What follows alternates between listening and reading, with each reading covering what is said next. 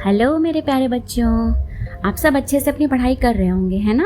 क्योंकि अब तो ज़्यादातर बच्चों के ऑनलाइन एग्ज़ाम्स भी शुरू हो गए हैं, तो आप सबको मोबाइल से अपना सारा काम नोट डाउन करना पड़ता होगा और आपकी आईज़ स्ट्रेस्ड हो जाती होंगी। तो आप सब अपनी आंखें बंद करके मेरी कहानी एंजॉय कीजिए। पर उससे पहले आज का क्वेश्चन तो पूछ लूँ। तो आप लोगों ने अपनी आईज़ या आँखें शीशे में ज़रूर देखी होंगी और आँखों के साथ आईलिड्स यानी पलकें, आईलैशेस यानी कि आँखों के इर्द गिर्द जो बाल होता है वो, और आईब्रोज़ यानी कि भौहें भी ज़रूर देखी होंगी। तो आप लोग बताइए कि ये हमारे पास आईलिड्स, आईलैशेस और आईब्रोज़ क्यों होते हैं? आप लोग सोचिएगा, तब तक मैं आज की कहानी सुनाती हूँ। तो आज की जो पंचतंत्र की कहानी मैं लाई हूँ उसका नाम है सिंह और सियार। वर्षों पहले हिमालय की एक गुफा में एक बहुत बलिष्ठ बलवान शेर रहा करता था। एक दिन वो एक भैंसे का शिकार कर उसको खाकर अपनी गुफा को लौट रहा था।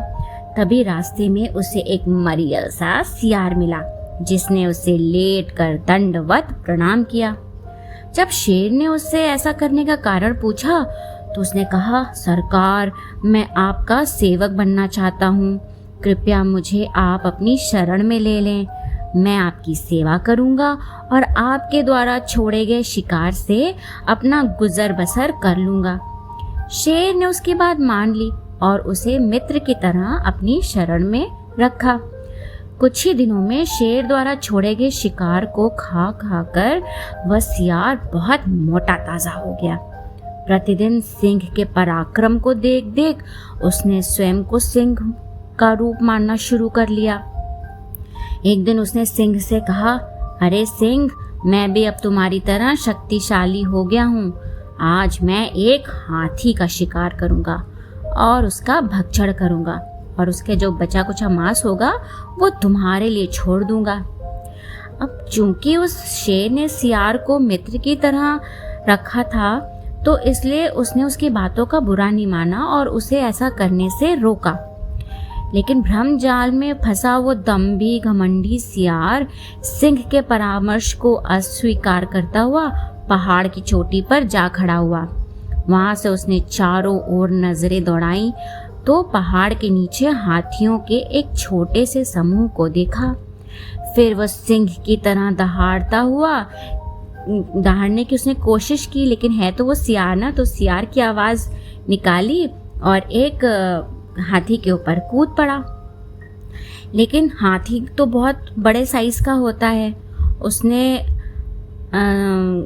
हाथी के सिर के ऊपर गिरने की कोशिश की, पर वह वहां न गिर के उसके पैरों पे जा गिरा और हाथी अपनी मस्तानी चाल से अपना अगला पैर उसके सिर के ऊपर रख आगे बढ़ गया।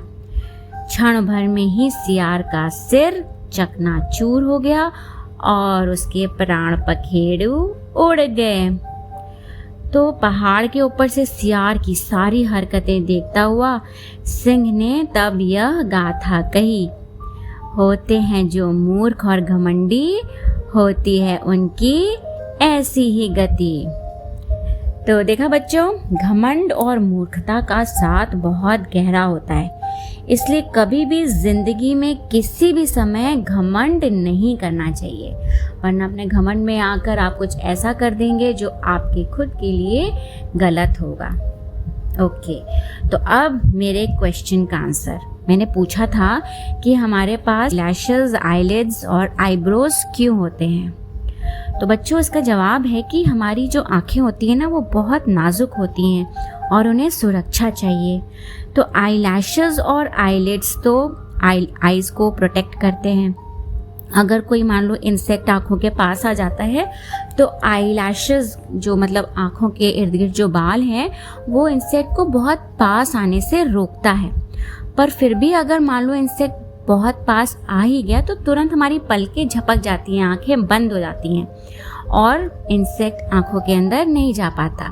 अगर कोई बहुत तेज़ रोशनी आँखों पर पड़ती है तो भी आईलिड्स हमारी आँखों को इंजरी से बचाती है, चोट से बचाती है। और जब हम लोग पलक झपकाते हैं तो कोई भी धूल या गंदगी अगर आँख में चली गई तो वो उससे भी पलकें हटा देती है। अब रही बात आईब्रोज़ की, इनकी क्या ज़रूरत है? तो आईब्रोज़ जो है वो 2 लाइन होती है, बालों की लाइन होती है हमारी आँखों के ऊपर, जो हमारी आँखों को माथे के पसीने या पानी से बचाता है। अगर आईब्रोज़ नहीं होती तो माथे का पसीना बहकर आँखों में जा सकता है और तकलीफ़ पैदा कर सकता है। तो इतने काम के होते हैं ये फेस के पार्ट्स हमारे, आई लैशेज़, आईलिड्स और आईब्रोज़। ओके बच्चों, मैं फिर नई कहानी एक लेकर आऊँगी। तब तक के लिए बाय बाय।